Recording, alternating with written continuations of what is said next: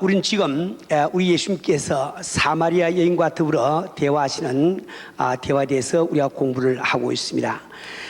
우리 예수님께서 참 걸음을 멈추시고 일부러 시간을 내서 이름 없는 한 여인 사마리아 여인과 더불어 많은 시간을 대화하고 계신 이 장면은 얼마나 감동스럽고 정말 감격스러운 이런 장면인지 이루 알 수가 없습니다. 우리 성도는 우린 지난 주일에 우리는 우리 주님께서 사마리아 여인과 더불어 대화를 나누게 된 경우에 대해서 우리 공부를 하면서 두 가지 사실을 우리가 배웠습니다.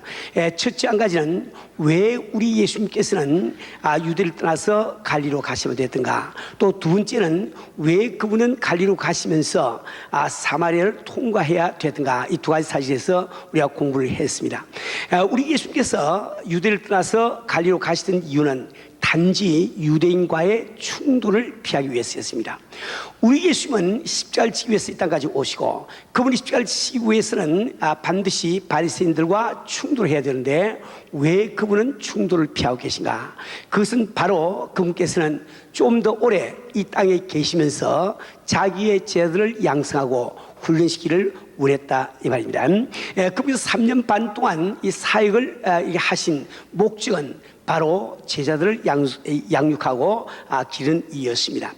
그런데 그분께서는 왜 그토록 자기 제자들을 기를 원했던가? 그것은 자신이 부활 승천하고 난 다음에 이 세상에 자기의 몸된 교회를 세우는 것이 그 목적이었습니다. 왜 주님께서는 자기의 몸된 교회를 세우기를 그토록 원했을까요? 그것은 우리 주님이 참 승시하신 다음에 그 후대에 오는 사람들이 이 교회를 봄으로 말미암아 예수 그리스도의 모습을 발견하고 또 예수의 모습을 발견함으로 말미암아 악인이 죄 가운데서 멸망하기를 원치 아니하시는 우리 하나님의 심정을 깨달아야 하는 데 목적이 있습니다. 때문에 참 우리가 함께 모여서 교회를 이룩하고 주님을 섬길 때 우리는 교회가 존재하는 궁극적인 목적이 무엇이냐, 이것을 분명히 알고 우리는 그것을 위해서 함께 그 방향으로 기도하고 노력해야 되는 거예요. 그것은 바로 세상 사람들에게 예수의 모습을 보이는 것입니다. 바로 잃어버린 영혼들을 구원하는 그 힘을 꼭 우리가 기억을 하기를 바랍니다. 우리는 예수님께서 사마리아를 통과해야만 했던 이유에 대해서 말씀을 드렸습니다. 우리 예수님께서 그 당시의 전통과 상식을 벗어나서 일부러 사마리아를 통과해야 되겠다 이렇게 말씀하시는데, 그 목적이 이유가 두 가지 있습니다. 첫째 한 가지는 우리 예수님께서는 바로 우리 하나님은 우리 인간이 만든 신학이나 우리가 알고 있는 전통이나 우리가 알고 있는 상식을 따라서 역사하는 분이 아니시오. 자유하게 자유롭게 역사하는 분이다. 이것을 우리에게 알려주기 위해서 그분은 바로 사마리아를 지나서 가기를 원했던 겁니다. 때문에 우리도 하나님에 대해서 우리가 가진 신학을 버리지 아니하고, 내가 알고 있는 전통을 버리지 아니하고, 내가 알고 있는 상식을 버리지 아니하고는 절대로 하나님의 손길을 우리 삶 속에 체험을 못하는 거예요.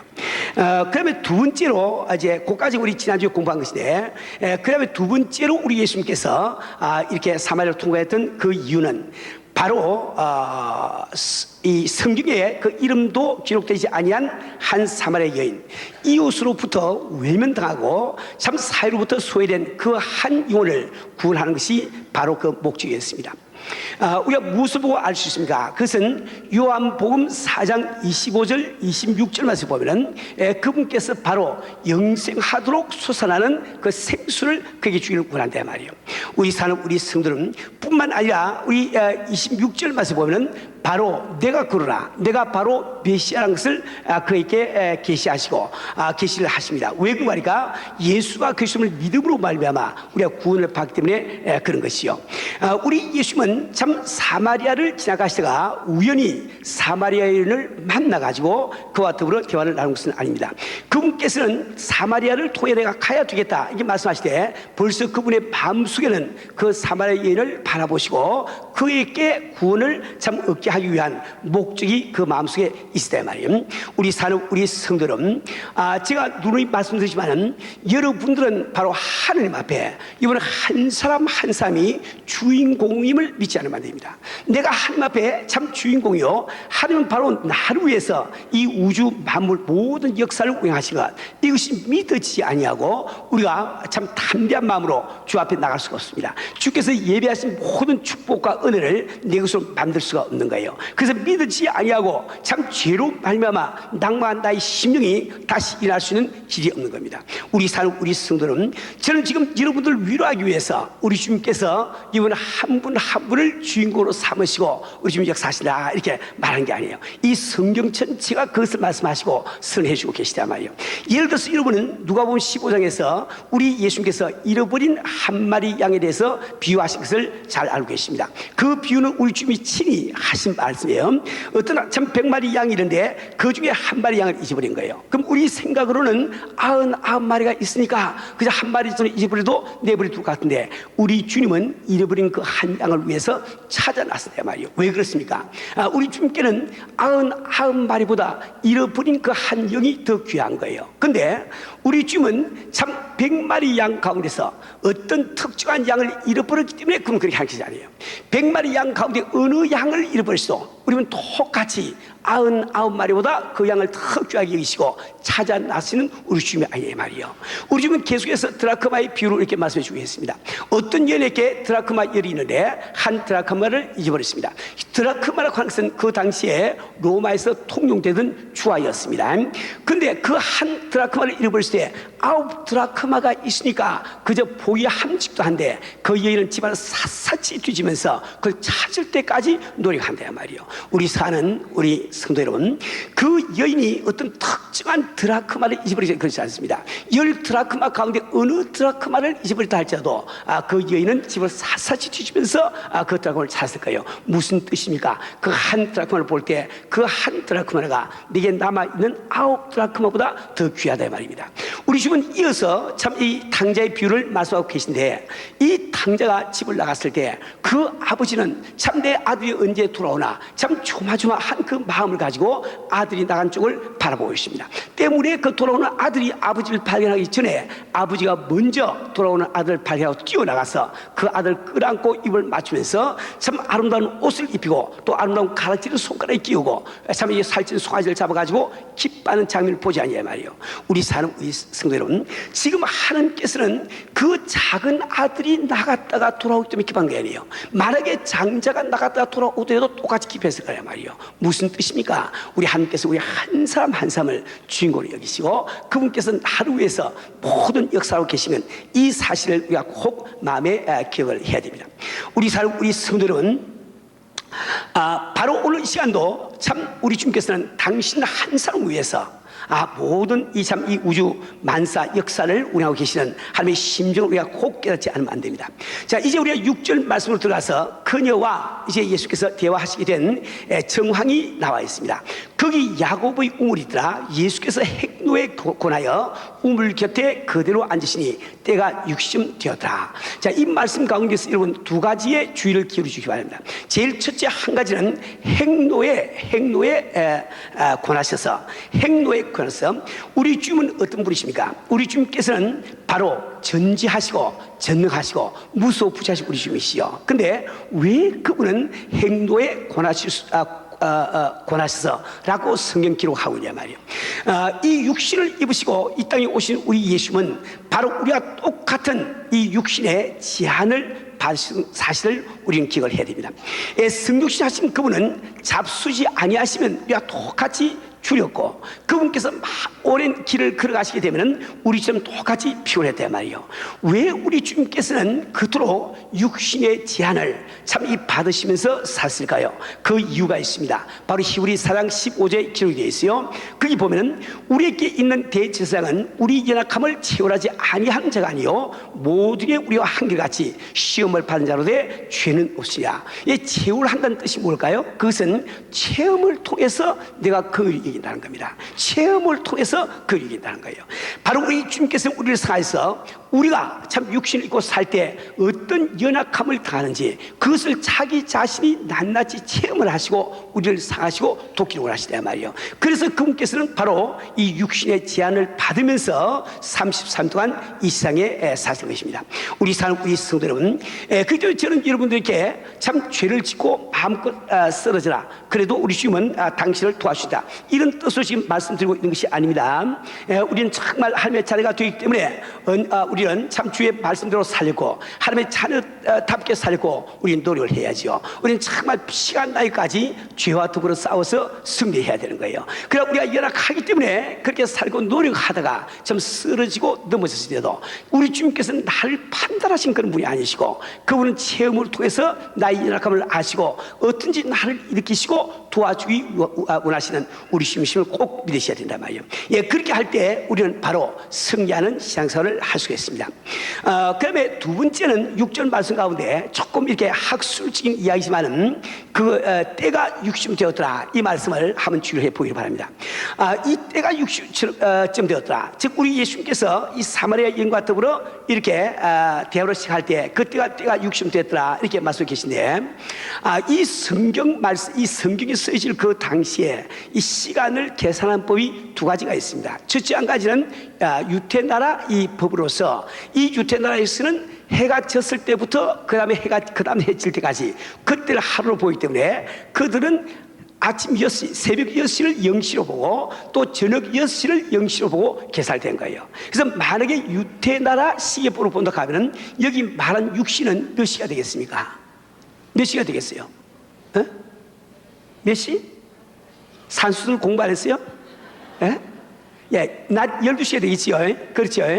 그런데 그 당시에 또 로마 시간법을 썼습니다. 이 로마 시간법은 지금 현재 우리가 지금 계산하고 있는 것처럼 midnight, 이 한밤중 12시를 0시로 잡고 그 다음에 낮 12시 이 눈을 역시 0시로 잡고 계산된 거예요. 그래서 만약에 로마법으로 우리가 해석한다고 하면은 이때 6시는 몇 시가 되겠습니까? 몇 시가 되겠어요? 예, 오후 6시가 되겠죠. 그렇죠.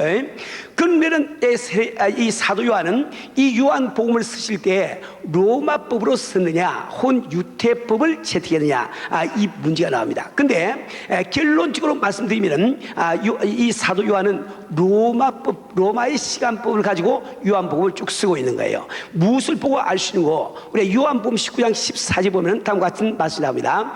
이날은 6월절의 예비리요 때는 제6시라 빌라도가 유대인들에게 이르되 보라 너희 왕이로다 이런 말씀이 나거든요. 이 말씀은 이 요한복음 19장에 나오는 말씀은 이제 예수님이 그 빌라도에게 지금 재판받는 그 시간을 이야기하는 거예요. 그 시간을 바로 6시라고 말씀하고 있습니다. 근데 마가복음 15장 25절 말씀 보면 다음과 같은 말씀이 나옵니다.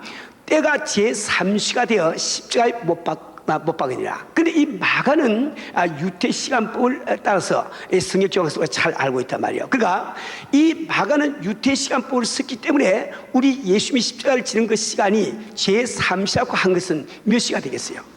예? 오전 9시 되겠지요. 그래서 우리는 오전 9시부터 오후 3시까지 우리 예수님이 십자가에 달려서 고난받으시다 이렇게 이야기하는 거예요.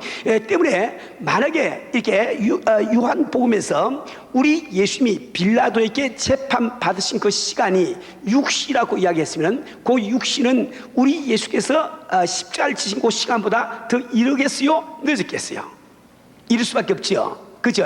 그러니까 이 6시라고 하는 것은 새벽 6시를 이야기한다 말이에요. 그래서 우리는 이 사도 요한이 로마 시간법을 가지고 요한복음을 쓰다 이렇게 결론을 낼 수가 있는 거예요. 이런 것은 여러분이 은혜 받는데 아무런 도움이 안 되지만은 그러니까 여러분 스스로 성경 공부할 때 이런 식으로 공부를 한다. 그래서 알려드리기 위해서 잠시 참고로 제가 말씀을 드렸습니다. 근데 7절부터 26절까지는 이제 예수님과 사마리아 여인 사이의 대화의 내용이 나와 있습니다. 그 7절에 보면은 우리 예수님께서 야곱의 우물 곁에 앉아 계신데 한 사마리아 여인이 물을 길러 나옵니다. 그때 우리 예수님께서는 그 사마리아 여인에게 물을 좀 달라고 부탁을 한다 말이에요.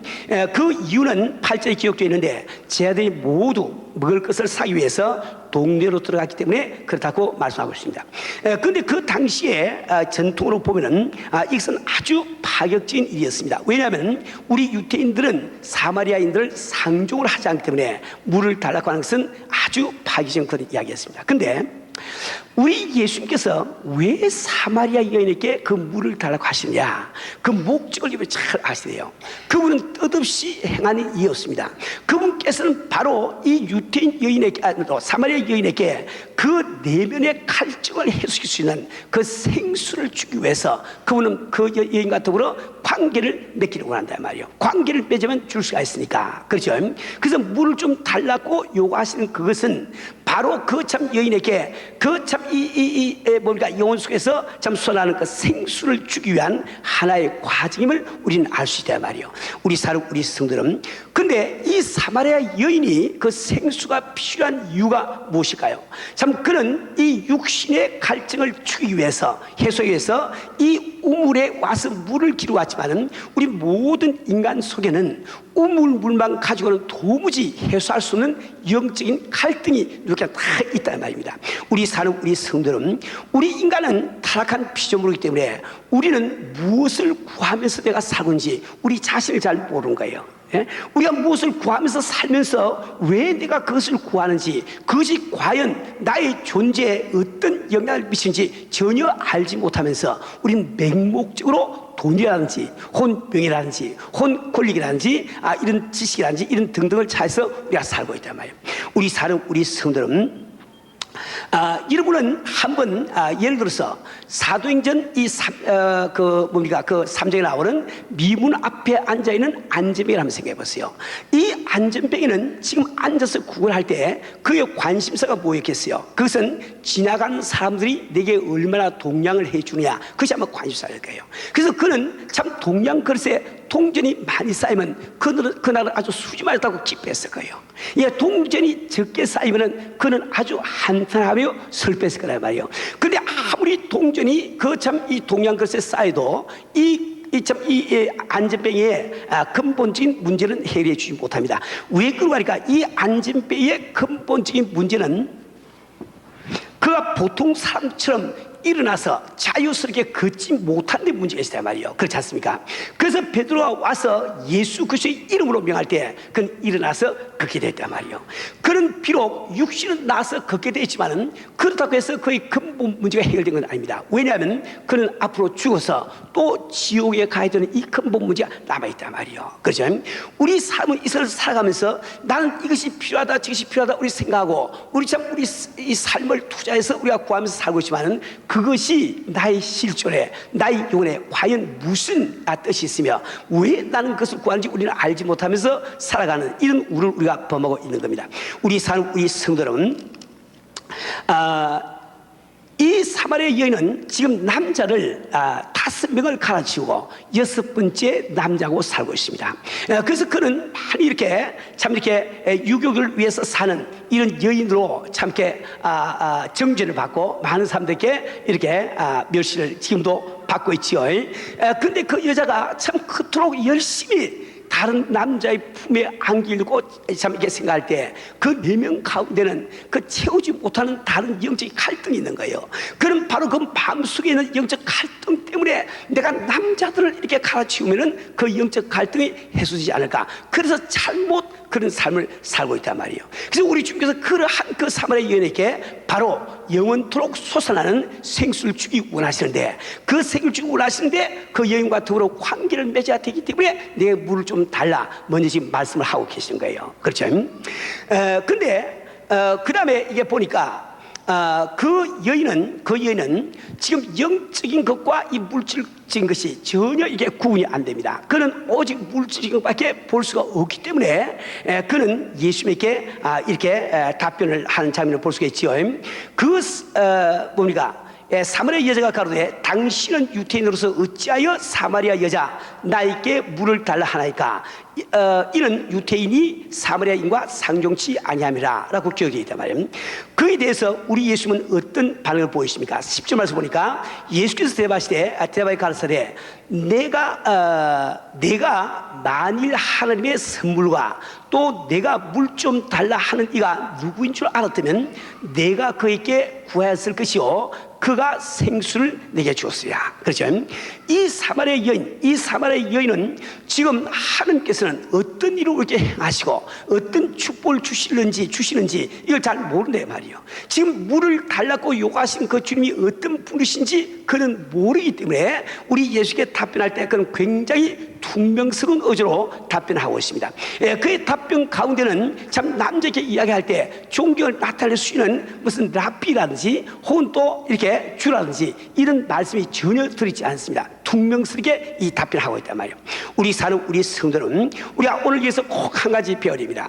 우리가 예수를 믿을 때 우리 주님께서 우리에게 참 시간을 바치라, 헌금을 하거라, 봉사하거라 우리에게 요구하시단 말이에요. 그분께서 우리에게 참 봉사를 요구하시고 참 돈을 요구하시고 시간을 요구하시는 목적이 뭡니까? 그 이유가 뭐냐 말이에요. 그분께서 우리의 시간이나 우리의 참 금전이 필요해서 그분이 그렇게 한 것이 아닙니다. 그분께서는 바로 우리 삶 속에 꼭 필요한 축복과 은혜를 주실 수가 있는데 그걸 주시려고 하니까 그분과 우리 사이에 관계가 맺어야 되는 거예요. 그래서 그분은 먼저 우리에게 봉사나 시간이나 지금 금전을 요구를 하고 계신 거예요. 그렇죠? 근데 우리는 교회를 다니면서 우리는 지금 하나님께서 내게 어떤 축복을 주시는지 어떤 은혜를 주시는지 이걸 잘 알지 못하기 때문에 내게 나의 시간과 봉사와 참 금전을 요구하신 우리 주님이 어떤 분이신지 우리가 알지 못하기 때문에 우리는 주님의 요구에 퉁명스럽게 답변할 때가 얼마나 많이 말이에요. 그렇죠?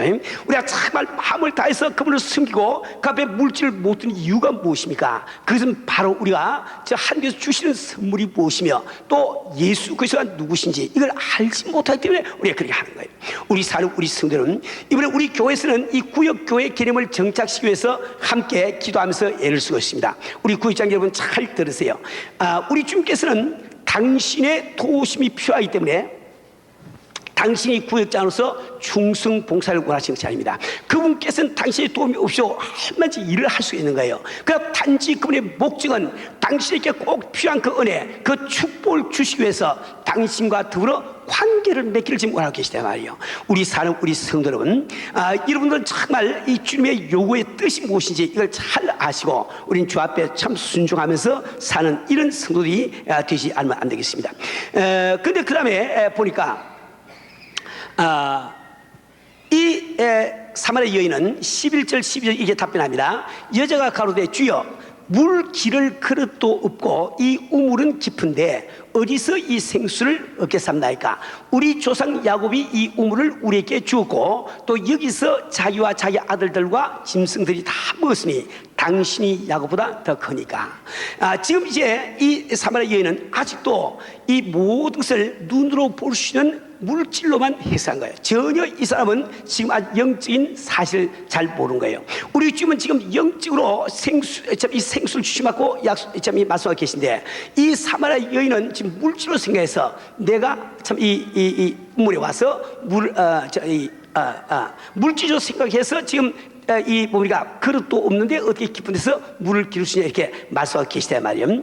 우리 사는 우리 성도는 우리 사람들도 꼭 마찬가지입니다. 우리가 정말 은혜 받기 전에 많은 사람들이 하는 말 가운데 가장 흔한 말이 뭡니까? 예수 믿으면 밥 주나? 교회 가면 밥 주나? 우리 그 말 참 많이 듣지요. 그죠? 그런 분들은 이 세상에 존재하는 것이 오직 물질밖에 없다고 생각하고 영적인 것을 물질적인 것으로만 자꾸 계산할 텐데 말이지. 우리 사는 우리 성들은 근데 그러한 이 사마리아 여인의 이 참 요구에 대해서 우리 주님은 어떻게 답변하십니까?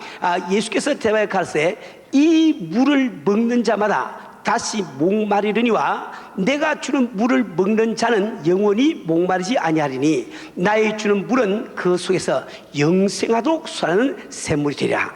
우리 주님께서는 물질적인 것과 영적인 것을 구분해서 지금 설명해 주고 있는 거예요. 자, 이 주님의 설명을 들은 또 이 사마리아 여인은 어떻게 지금 답변을 하고 있습니까?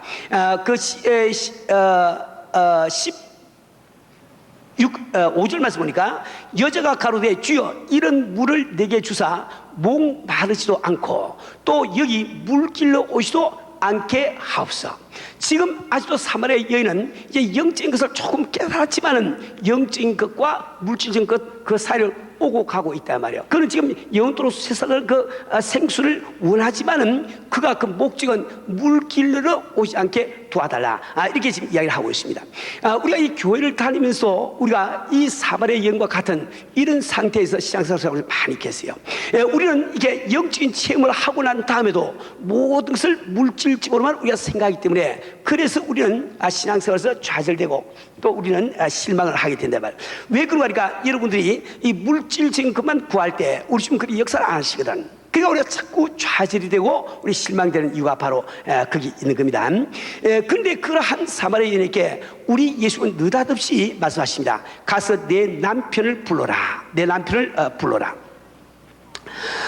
왜 우리 예수님께서는 그 남편을 불러라고 말씀하신가? 그것은 우리 주님께서는 우리에게 참 우리 심령 가운데 영원토록 솟아나는 그 생수를 줄 수가 있지만은 우리가 우리의 가면을 벗지 않고는 그걸 받을 수가 없는 거예요. 지금 현재 남편을 불러오라 이 말씀하신 우리 주님은 지금 사마리아 여인이 쓰고 있는 그 가면을 지금 벗기는 작업을 지금 시작을 하고 있습니다.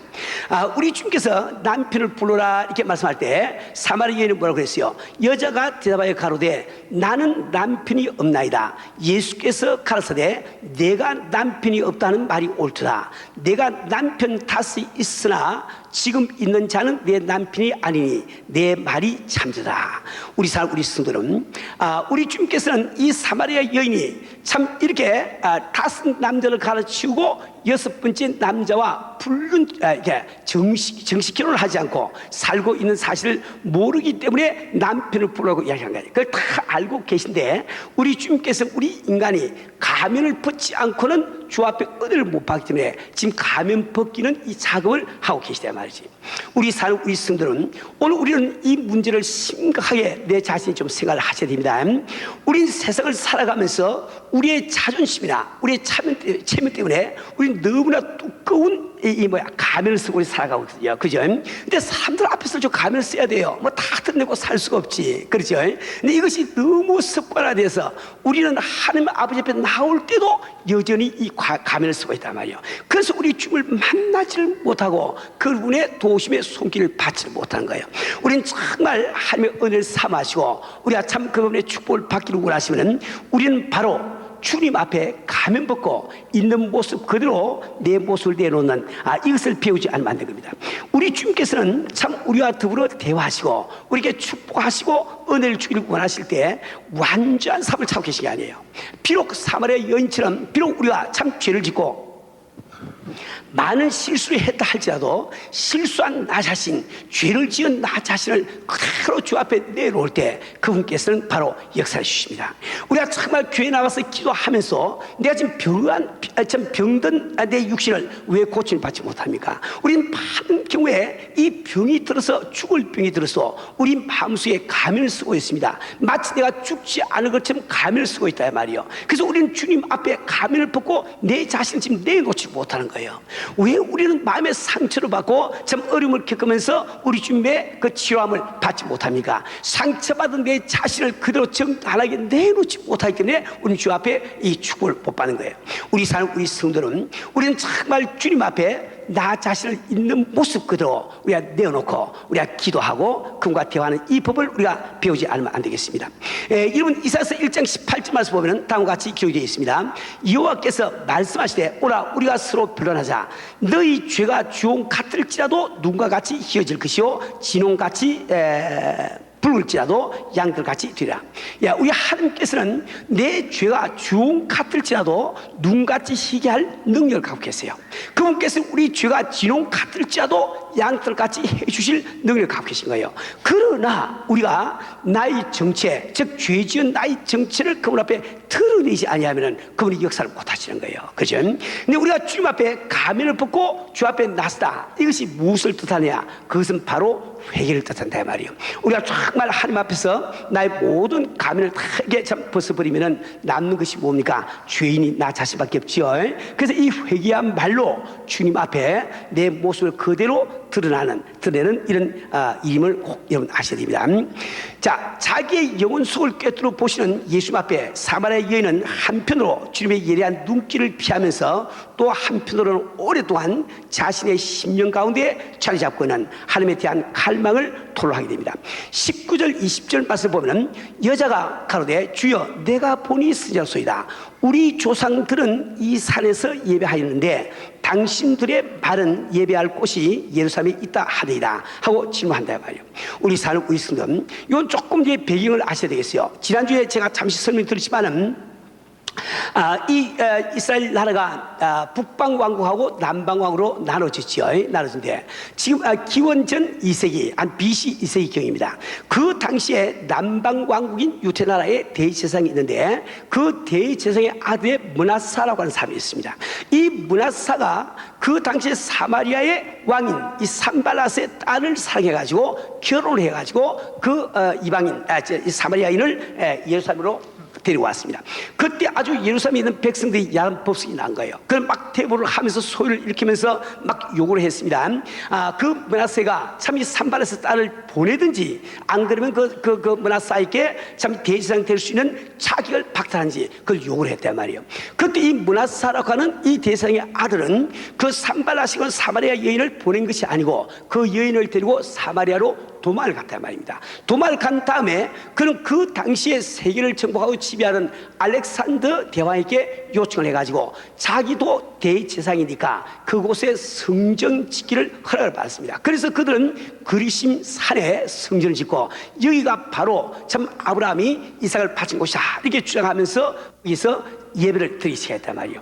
자, 근데 그렇게 예배를 드릴 때 이제 남방왕국, 북방왕국 이게 나눠졌을 때 그들은 서로 인간 누구나 죄인이기 때문에 다 헐뜯고 이렇게 할 수밖에 없는 거예요. 그때 이제 남방왕국에서는 아마 이렇게 주장을 했을 겁니다. 하나님은 신령한 분이시니 우리가 신령한 곳에서 예배를 드려야 예배를 받으시지. 그런데 신령한 곳은 예루살렘 성전밖에 없는데 너희들이 그리심 산에서 성전을 짓고 너희 마음대로 예배를 드리면 그 예배가 되겠느냐 하고 막 북쪽을 비난했단 말이에요. 그런데 북쪽에 있는 사람도 입이 있는데 가만히 있겠습니까? 그들은 이야기하기를 하나님은 우리의 진정을 보시는데 우리가 진정으로 예배 드리는 것이 중요하지 장소가 뭐 중요하냐 이렇게 막 주장했을 거라고요. 그래서 그 배경으로 해서 여러분이 그 다음에 예수의 답변을 보시게 되면 그 예수님이 왜 그렇게 말씀하시지 그 이유를 잘 알 수가 있을 거예요. 자, 근데 우리가 그 예수님의 답변을 우리 한번 봅시다. 거기 보니까 여자여 내 말을 믿어라. 이 산에서 말고 예루살렘에서 말고 너희가 아버지께 예배할 때가 이르리라. 너희는 알지 못하는 것을 예배하고 우리는 아는 것을 예배하노니 이는 구원이 유태님께서 남이라. 아버지께 참으로 예배하는 자들은 신령과 진정으로 예배할 때가 오나니 곧 있더라. 아버지께서는 이렇게 예배하는 자들 자신이라. 하나님은 영이시니 예배하는 자가 신령과 진정으로 예배할지라. 네, 너희들은 이 산에서 예배 드릴 것이냐 예수님의 예배 드릴 것이냐 이렇게 따지고 있는데 그것은 구약시대에 속한 거라. 이제 신약시대에 다가왔는데 이 신약시대는 바로 그걸 합쳐서 신령과 진정으로 예배를 때가 왔다고 우리 지금 말씀하고 계십니다. 우리 사는 우리 성도는 우리 교회에서는 이 예배의 중요성에 대해서 여러 번 이렇게 설명을 드렸습니다. 우린 바로 죄인이요 부족한 인간이기 때문에 반드시 예배 성회에서 예배를 통해서 은혜를 받지 않고는 주의 말씀대로 살 길이 없는 거예요. 그렇죠? 그러니까 우리가 정말 가장 인생에 중요한 것은 우리가 어떻게 예배에 성공할 것이냐, 어떻게 성공적인 예배를 드릴 것이냐, 이게 제일 중요하단 말이에요. 근데 우리 주님 자신, 예배를 받으신 주님 자신이 우리에게 말씀하시기를 신령과 진정으로 예배 드리지 않고는 아버지 안 받으신다 말이에요. 그러니까 이 신령과 진정이라고 하는 것은 우리가 성공적인 예배자가 되기 위한 두 가지 필요 불가결한 요소입니다. 그러면은 신령은 과연 무엇이고 또 진정은 과연 무엇인가? 아주 결론적으로 제가 말씀드리겠죠. 이 신령이라고 하는 것은, 영이라고 하는 것은 하나님께 속한 거예요. 그런데 그 영이라고 하는 것은 자유함이 있습니다. 그러니까 우리가 예배를 드릴 때 우리 심령 가운데 하나님을 향한 것에는 자유 개방을 하거라, 억지로 하지 말라는 거예요. 그죠? 우리 그분을 경배하고 그분을 경외하고 그분을 사모하고 그분을 사랑하고 그분의 은혜를 받기로 하는 이 마음은 자유 개방을 해서 완전히 자유개방해서 제한 없이 이것이 노출이 되어야 된다는 겁니다. 그렇죠? 그 반면에 우리가 진정으로 하나님 앞에 나왔다고 하면은 우리가 억제하는 것이 있어야 될 것이 아닌가. 우리 인간이기 때문에 예배 보는 과정 가운데서, 시간 가운데서 우리가 세상 생각이 내 머리에 떠오를 수가 있습니다. 참 인간적인 생각이 내 머리에 떠오를 수가 있어요. 그러나 진정으로 우리가 아버지 앞에 나왔다고 하면은 그것들을 이렇게 억제해가면서 억제해가면서 우리 예배 드려야 되지 않겠습니까? 여러분이 참 제가 신방을 요청해서 신방을 가는데 집안에 들어가 보니까 걸레니 빨래 까미고 다 사방이 흩어져 있어요. 그럼 내 기분이 좋겠니 말이요? 안 좋지요. 그러니까 여러분들이 중요한 손을 모실 때는 집에 좀 빨래 까미고 다 하더라도 다 걷어가지고 옷이랑 착 집어넣고 없는 것처럼 하고 모시지 않습니까? 그렇지요? 그러니까 우리가 하나님 앞에 나와서 적어도 진정으로 당신 하나님 앞에 나왔다고 하면은 우리는 예배 보는 과정에 세상 생각이 떠오릅니다. 인간적인 생각이 떠오르는 거예요. 여러분 다 보면서 우리 목사님이 항상 빨간 넥타이인데 오늘 왜 노란 넥타이 냈을까? 이 생각이 다 든다 이 말이에요. 그 생각이 드는 것은 할 수 없지만은 그것을 자르고 이걸 억제해야 되는 것은 내 책임이 있잖아요 말이에요. 그래서 우리는 정말 주 앞에 우리 예배 드릴 때 이 신령과 진정, 하나님을 향해서는 자유개방을 하시고 이 세상 것, 참 이 인간에 속한 것, 이것을 억지로 가지를 쳐가면서 우리가 예배 드릴 때 주님은 그 예배를 받으신다고 말씀하고 계시단 말이에요. 우리 사람, 우리 성들은 그때 참 이게 사마리아 여인은 마치 한숨을 쉬는 것처럼 여가 가로되 메시아 곧 그리스도라 하는 이가 오실 줄을 내가 아노니 그가 오신 무엇을 우리에게 구하시리라 하고 이야기할 때 우리 주님께서 이르시되 내가 말하는 내게 말하는 내가 그러라 하시라. 바로 그분께서 메시아임을 그에게 계시해 주시냐 말이에요. 그죠? 이것이 바로 사마리아 여인과 더불어 대화하신 목적이라 말이에요. 우리 사는 우리 성도는 오늘 우리는 여기에서 몇 가지 사실을 꼭 기억을 하고 넘어가야 되겠습니다. 하나님께서 엄청난 축복과 은혜를 참 준비하시고 오늘도 우리에게 그 은혜를 주기를 원하고 계십니다. 우리 주님께서 참 나위에서 십자가를 지시던 그 상은 오늘도 변함이 없는 거예요. 때문에 우리 주께서 모든 일을 우리 위해서 해주기를 원하십니다. 그런데 그 은혜를 우리가 받기 위해서는 제일 첫째로 우리는 우리 자신의 내면의 갈등을 자각하고 하나님 앞에 인정을 하지 않으면 됩니다. 그다음에 두 번째로는 우리의 모습을 있는 그대로 주님께 드러내는 것을 배우지 않으면 안 된단 말이에요. 그리고 세 번째로 신령과 진정으로 하나님 앞에 나아가지 않으면 안 됩니다. 그럴 때 우리는 바로 예수 그리스도 그분을 만나게 되고 우리 심 가운데 모든 갈증이 해소되고 우리 문제가 해결돼서 꼭 믿으시길 바랍니다.